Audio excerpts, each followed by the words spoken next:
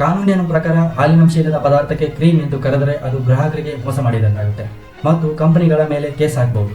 ಈ ಕಾನೂನು ಸಂಕಷ್ಟದಿಂದ ಪಾರಾಗಲು ಕಂಪನಿಗಳು ಕ್ರೀಮ್ ಎಂಬ ಪದವನ್ನು ಬಳಸಲು ಆರಂಭಿಸುತ್ತವೆ.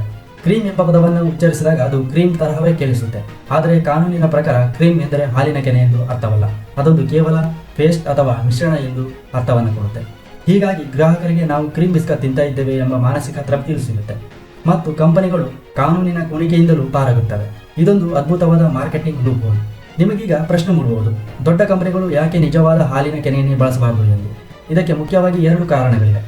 ಮೊದಲನೇದು ಬೆಲೆ. ನೈಜ ಹಾಲಿನ ಕೆನೆ ತುಂಬಾ ದುಬಾರಿ. ಒಂದು ವೇಳೆ ನಿಜವಾದ ಕ್ರೀಮ್ ಬಳಸಿದರೆ ಈಗ 10 ರಿಂದ 20 ರೂಪಾಯಿಗೆ ಸಿಗುವ ಬಿಸ್ಕತ್ ಪ್ಯಾಕೆಟ್ ಬೆಲೆ 50 ರಿಂದ 100ಕ್ಕೆ ಏರಬಹುದು. ಸಸ್ಯಜನ್ಯ ಎಣ್ಣೆ ತುಂಬಾ ಅಗ್ಗವಾಗಿ ಸಿಗುತ್ತೆ. ಎರಡನೇದು ಬಾಳಿಕೆ. ಇದು ಅತ್ಯಂತ ಪ್ರಮುಖ ಕಾರಣ. ನೈಜ ಹಾಲಿನ ಕೆನೆ ಬೇಗನೆ ಕೆಟ್ಟು ಹೋಗುತ್ತೆ. ಫ್ರಿಜ್ನಲ್ಲಿ ಇಡದಿದ್ದರೆ ಒಂದೇ ದಿನದಲ್ಲಿ ವಾಸನೆ ಕೂಡ ಬರುತ್ತೆ. ಆದರೆ ಬಿಸ್ಕತ್ಗಳು ಅಂಗಡಿಗಳಲ್ಲಿ ತಿಂಗಳಗಟ್ಟಲೆ ಇಡಬೇಕಾಗುತ್ತೆ. ಸಸ್ಯಜನ್ಯ ಎಣ್ಣೆ ಮತ್ತು ಸಕ್ಕರೆಯ ಮಿಶ್ರಣವು ಬೇಗ ಕೆಡೋದಿಲ್ಲ. ಸಾಮಾನ್ಯ ತಾಪಮಾನದಲ್ಲೂ ಇದು ತಿಂಗಳುಗಳ ಕಾಲ ಗಟ್ಟಿಯಾಗಿ ಮತ್ತು ಫ್ರೆಶ್ ಆಗಿ ಇರುತ್ತೆ.